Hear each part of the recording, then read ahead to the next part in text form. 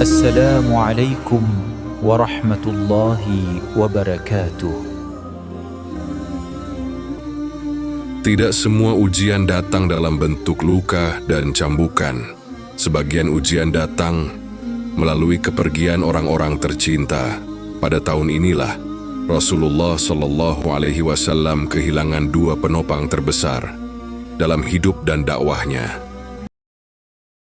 Pamannya Abu Thalib, pelindung yang menjaga beliau dari kebencian Quraisy, dan istri tercinta Khadijah binti Khuwailid radhiyallahu anha, tempat berlabuhnya hati, penenang jiwa, dan orang pertama yang membenarkan risalah.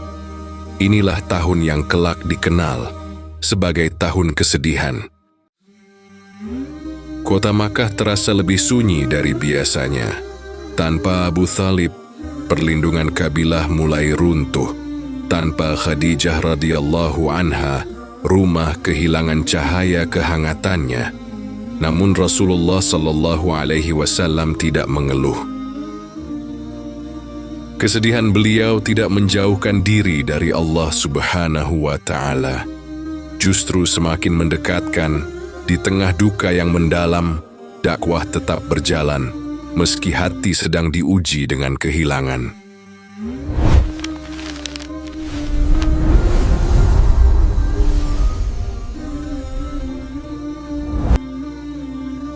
Tahun itu Makkah terasa berbeda.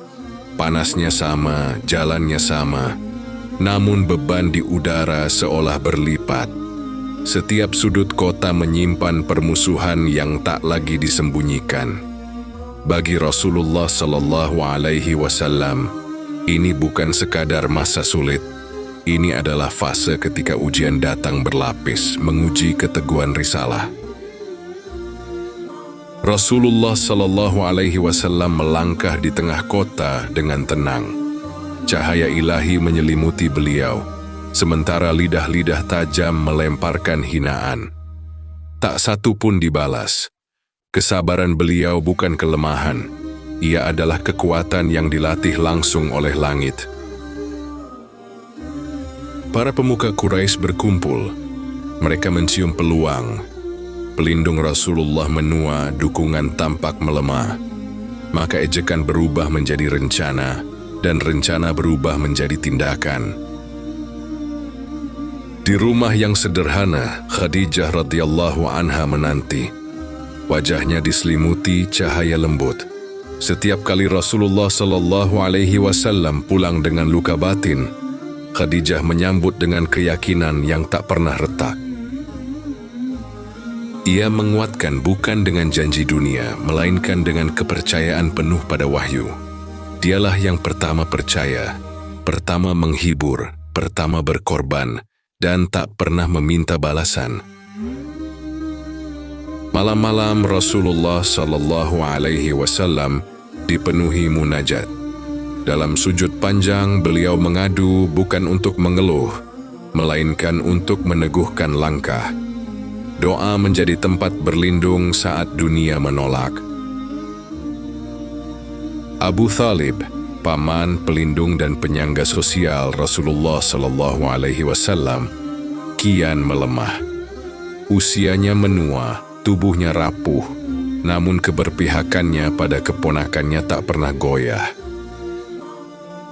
Selama Abu Thalib hidup, Quraisy berhitung. Mereka tahu menyakiti Rasulullah Sallallahu Alaihi Wasallam berarti menantang Bani Hashim. Maka perlindungan itu menjadi dinding terakhir yang menahan kebrutalan. Sakit Abu Thalib memburuk. Rumahnya sunyi, dipenuhi napas berat dan keheningan yang menekan. Waktu seolah melambat menunggu keputusan langit. Rasulullah Sallallahu Alaihi Wasallam duduk di sisi pamannya. Cahaya ilahi menyelubungi beliau. Dengan penuh cinta, beliau mengajak pada kebenaran, tanpa paksaan, tanpa ancaman, hanya kasih. Saat-saat terakhir tiba, dunia menahan napas. Tidak semua doa dikabulkan sesuai harap manusia, namun semua dicatat sebagai amal cinta. Abu Thalib wafat. Bersamanya runtuhlah pelindung duniawi Rasulullah sallallahu alaihi wasallam. Makkah kini benar-benar terbuka bagi kebencian. Quraisy bergerak cepat. Penghinaan tak lagi sembunyi. Lemparan kata berubah menjadi perlakuan kasar. Mereka merasa bebas. Rasulullah sallallahu alaihi wasallam menanggung semua dengan kesabaran yang agung. Cahaya di sekeliling beliau seakan menahan badai agar tak menenggelamkan risalah. Di tengah tekanan itu, Khadijah radhiyallahu anha jatuh sakit. Tahun-tahun boikot, kekurangan dan penderitaan menggerogoti tubuhnya yang lembut. Kini Rasulullah sallallahu alaihi wasallam merawat Khadijah radhiyallahu anha. Dalam diam, cinta mereka berbicara lebih lantang daripada kata-kata. Dua jiwa yang dipersatukan oleh iman. Hari-hari berlalu pelan. Rumah itu penuh keheningan. Setiap detik menjadi kenangan yang disadari akan segera berakhir. Saat yang ditentukan tiba, Khadijah radhiyallahu anha berpulang dengan tenang. Cahaya lembut menyertai kepergiannya. Perempuan yang mengorbankan segalanya untuk risalah. Kesedihan Rasulullah sallallahu alaihi wasallam mencapai puncak. Istri, sahabat, penopang, semuanya pergi dalam 1 tahun. Duka ini sunyi, namun dalam.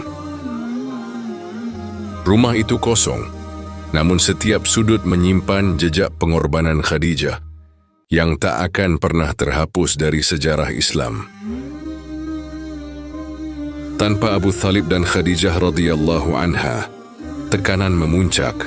Rasulullah sallallahu alaihi wasallam dihina di tempat umum, dilempari, disakiti, namun tidak berhenti berdakwah. Di tengah luka, Rasulullah sallallahu alaihi wasallam kembali kepada Allah. Doa menjadi pelipur lara, bukan pembalasan.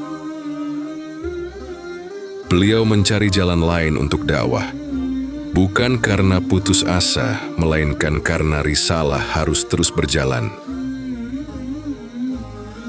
Langkah menuju Taif dimulai. Jalan panjang ditempuh dengan harapan meski tanpa jaminan. Pemuka Taif menolak dengan dingin. Kata-kata kasar menggantikan sambutan. Harapan manusia runtuh. Anak-anak disuruh melempar, darah mengalir, namun hati Rasulullah sallallahu alaihi wasallam tetap bersih dari kebencian. Di sebuah kebun, Rasulullah sallallahu alaihi wasallam berlindung. Dalam doa yang mengguncang langit, beliau tidak meminta balas dendam, hanya kekuatan. Tawaran pembalasan dari langit datang. Gunung-gunung siap dirapatkan, namun rahmat lebih besar dari murka. Rasulullah sallallahu alaihi wasallam memilih memaafkan. Harapan beliau jauh melampaui hari itu kepada generasi yang belum lahir. Beliau kembali ke Makkah dalam gelap malam. Tanpa pelindung manusia, hanya Allah yang menemani. Tahun itu dikenang sebagai Amul Huzn, tahun kesedihan, tahun kehilangan namun juga pematangan jiwa. Dakwah berlanjut, lebih tenang, lebih dalam. Cahaya tetap disampaikan, meski melalui air mata. Para sahabat menguatkan satu sama lain. Iman mereka ditempa, bukan dihancurkan.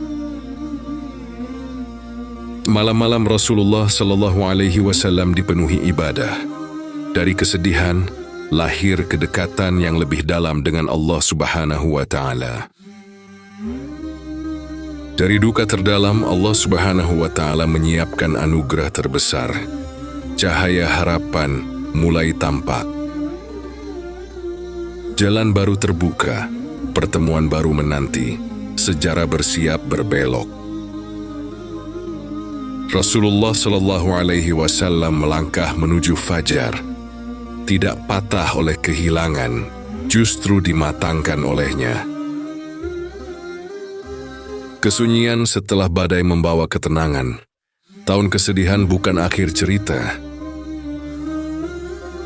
Dari luka lahir rahmat, dari kehilangan tumbuh kekuatan. Sejarah mencatat, ketika dunia meninggalkan seorang hamba, Allah mendekapnya lebih dekat. Dari tahun kesedihan terbukalah jalan menuju pertolongan terbesar. Di saat manusia berpaling, Rasulullah Shallallahu Alaihi Wasallam menghadap kepada Rabb-Nya. Dalam sujud dan doa, beliau mencurahkan seluruh luka hanya kepada Allah. Tidak ada kemarahan, tidak ada keputusasaan. Yang ada hanyalah ketundukan dan keyakinan bahwa setiap takdir Allah menyimpan hikmah yang agung.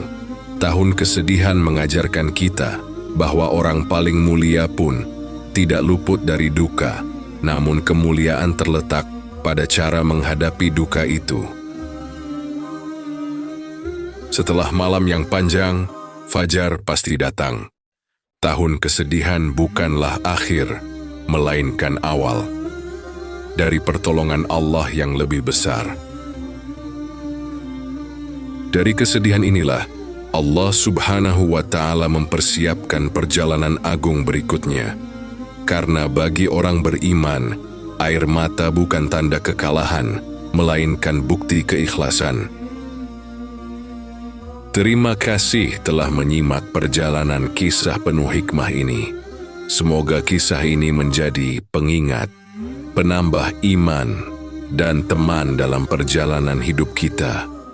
Nantikan episode berikutnya.